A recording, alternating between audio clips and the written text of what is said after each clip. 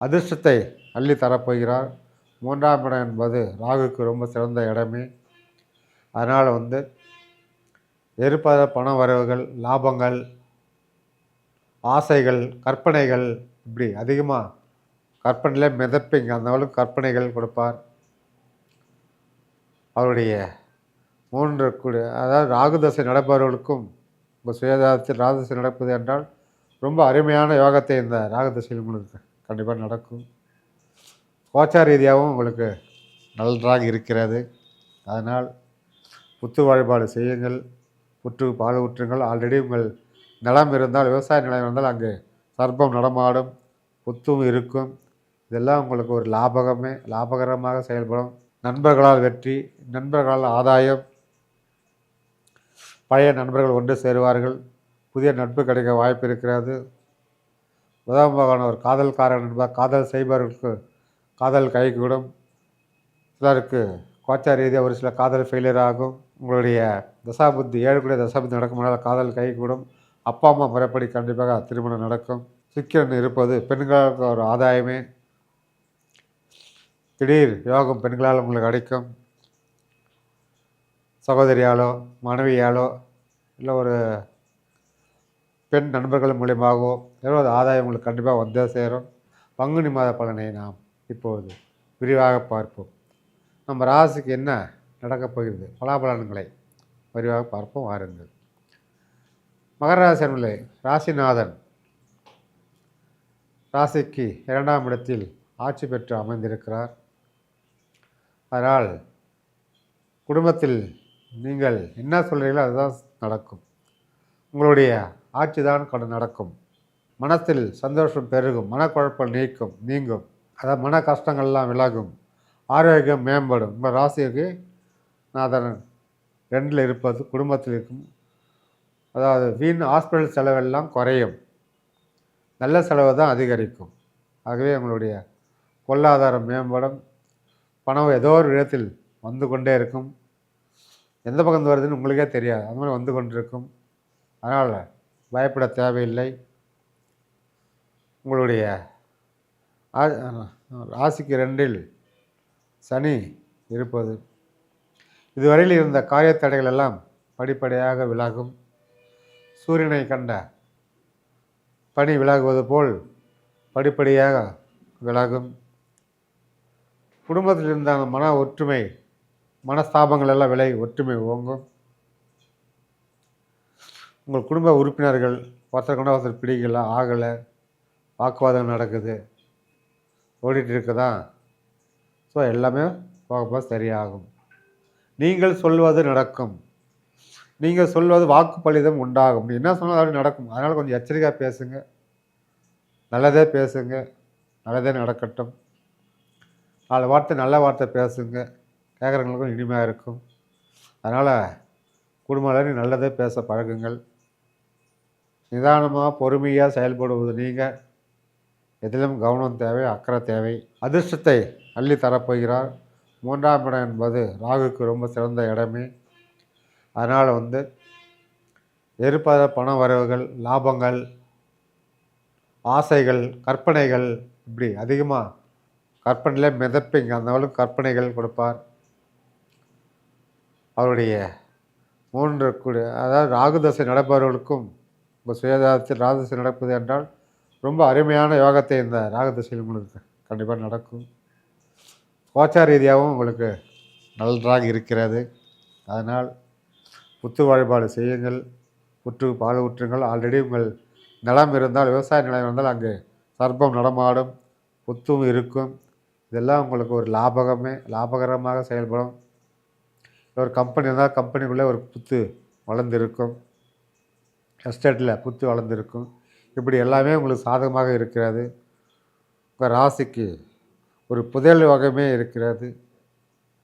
உங்கள் ராசிக்கு புதையல் யோகம், திடீர் பணம் வரும், திடீர் பொருள் திடீரென்று வரும், இப்படிதான் யோகம் இருக்கிறது. அதே மாதிரி உங்கள் ராசிக்கு 3ல் சூரியன் இருக்கிறார். 8க்குரிய சூரிய பகவான் 3ல் அமைந்திருப்பது சில விஷயங்களில் தடை இருந்தாலும் போக போக உங்களுக்கு சாதகமாகவும் ஆதாயமாகவும் நடக்கும். தடை என்று பார்த்தால் அரசாங்கத்தால் வர வேண்டிய ஆதாயம் தடைப்படும். பென்ஷன் ஏதாவது வர வேண்டியதாக தடைப்படும். பென்ஷன் எழுதி போடுறதுனால கொஞ்சம் தாமதமாகும். அதுவும் அப்பாவா வர வேண்டிய வாகப்பின சொத்து கொஞ்சம் தாமதமாகும். அப்பாவும் உங்களுக்கும் அந்த ஒற்றுமை கொஞ்சம் தாமதமாக நடக்கும். அதே உங்கள் ஜாதகத்தில் சுய ஜாதகத்தில் உங்களுக்கு 9ஆம் திசை அதிபதி நடக்குமானால் இதை சொன்னதை மைனஸ் பாயிண்ட்லாம் ப்ளஸாக மாறும். உங்களுக்கு அப்பாவுடைய சொத்து வரும், அரசாங்கத்தில் ஆதாயம் கிடைக்கும், அரசு வேலை கிடைக்கும், இதெல்லாம் சாதகமாக இருக்கும். உங்களுடைய ராசிக்கு 3இல் புதன் பகவான் இருப்பது அது ஒரு வெற்றி தரும். அதாவது நண்பர்களால் வெற்றி, நண்பர்களால் ஆதாயம், பழைய நண்பர்கள் ஒன்று சேருவார்கள், புதிய நட்பு கிடைக்க வாய்ப்பு இருக்கிறது. புதன் பகவான் ஒரு காதல்காரன் என்பார். காதல் செய்பவர்களுக்கு காதல் கைகூடும். சிலருக்கு கோச்சார ரீதியாக ஒரு சில காதல் ஃபெயிலியர் ஆகும். உங்களுடைய தசாபுத்தி 7 கூட தசாபுத்தி நடக்குமானால் காதல் கைகூடும். அப்பா அம்மா முறைப்படி கண்டிப்பாக திருமணம் நடக்கும். சுக்கிரன் இருப்பது பெண்களுக்கு ஒரு ஆதாயமே. திடீர் யோகம் பெண்களால் உங்களுக்கு கிடைக்கும். சகோதரியாலோ மனைவியாலோ இல்லை ஒரு பெண் நண்பர்கள் மூலியமாகவோ ஏதோ ஆதாயம் உங்களுக்கு கண்டிப்பாக வந்தே சேரும்.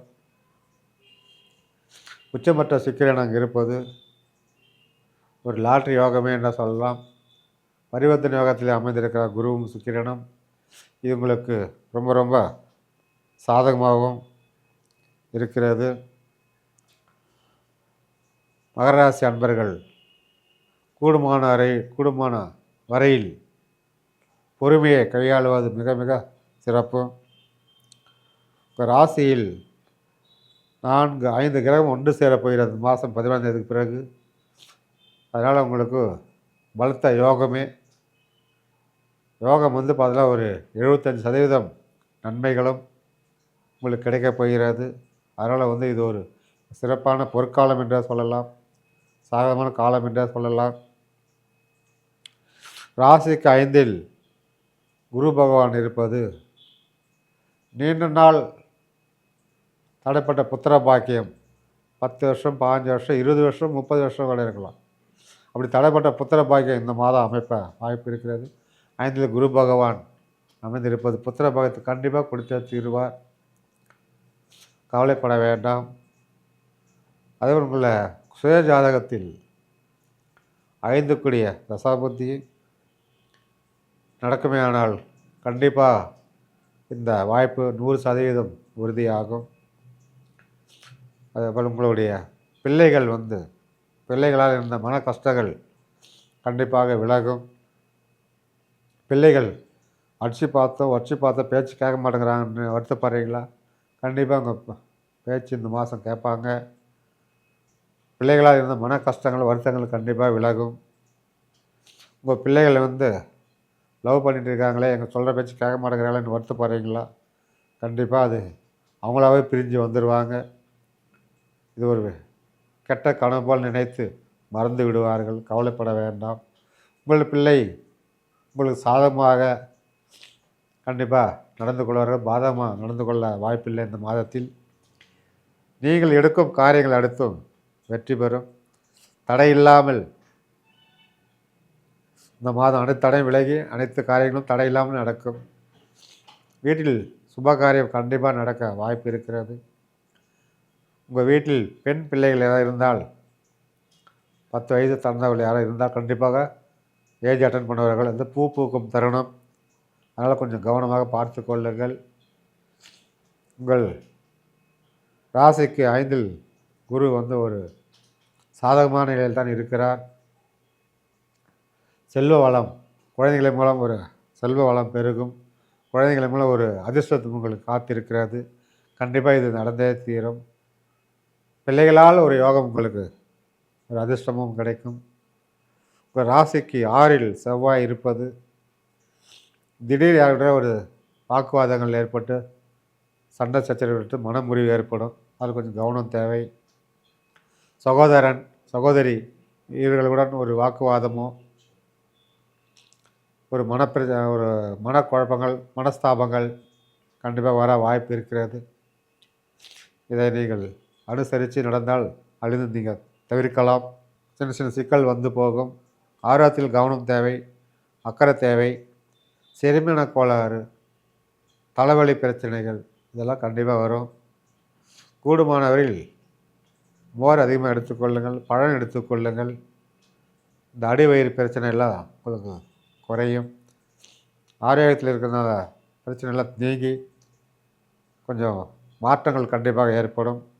உடல் உபாதைகள்லாம் வர வாய்ப்பு இருப்பதனால் அதிலிருந்து தவிர்த்து கொள்ளலாம். வெளியூர் பயணம் சிறப்பாக இருந்து கூடுமான வரையில் வெயில் காலம் என்பதால் இரவு நேரம் பயணம் செய்வது உடலுக்கு ஆரோக்கியம் நல்லது. பகல் நேர பஸ் பிரயாணத்தை கூடுமான தவிர்ப்பது நல்லது. ஆனால் பயணங்கள் அனைத்தும் உங்கள் லாபகமும் சாதகமாகவும் இருக்கிறது. உங்களுக்கு வேண்டிய அனைத்தும் சிறப்பாகவே இந்த மாதம் அமைந்திருக்கிறது. உங்கள் ராசிக்கு 9இல் கேது பகவான் 20. ஆன்மீக பயணம், வெகு தூர ஆன்மீக சுற்றுலா அருமையாக இருக்கிறது. அதனால் நீங்கள் குலதெய்வ கோயில் சென்று ஆன்மீக பயணம் சென்று அனைத்து தெய்வத்தினுடைய அருளை பெற்று நலமுடனும் வளமுடனும் வாழ்க. நன்றி, வணக்கம்.